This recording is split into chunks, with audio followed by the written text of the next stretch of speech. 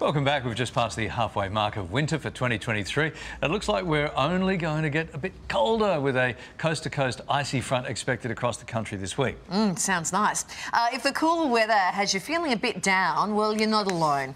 More and more Australians are admitting to experiencing seasonal affective disorder. So what can you do to look after yourself physically and mentally this winter?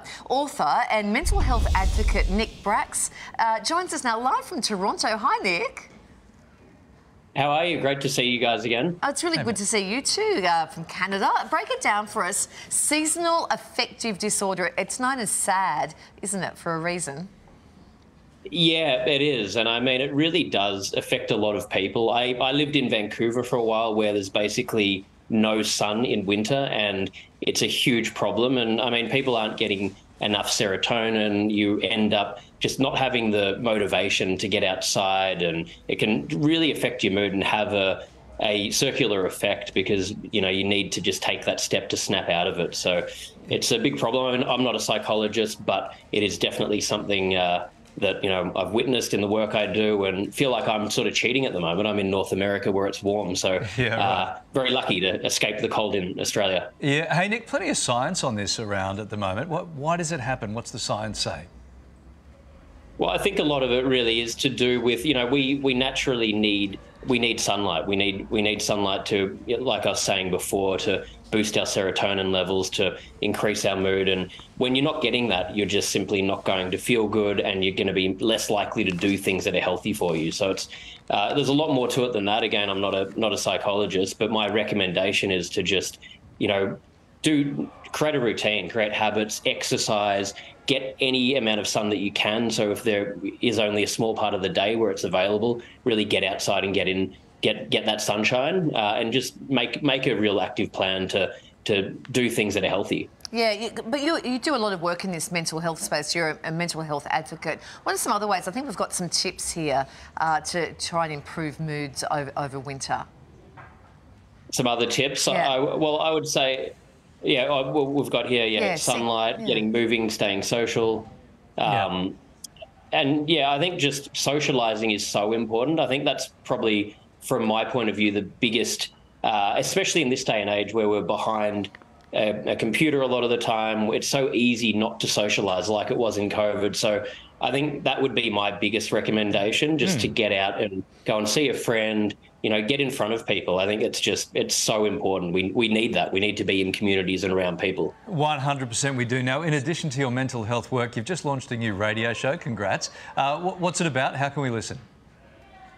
Yeah, so I've been really fortunate to get asked to host a new show called Soul Trader on Disrupt Radio, which just launched. So I was approached by Steve Kite about a year ago, and my show, Soul Trader, essentially what we're trying to do is interview entrepreneurs, leaders, celebrities, all about the struggle to success is sort of our catchphrase.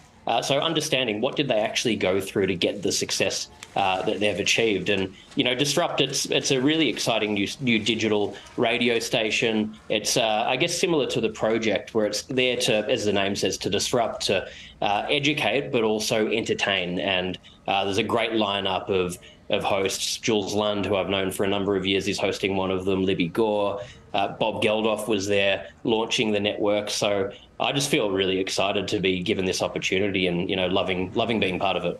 Yeah, because we know you as an actor as well, as someone who knows how hard it is to land a role. I mean, how do you stay motivated? What are some of the tools that you've drawn on in your own personal life?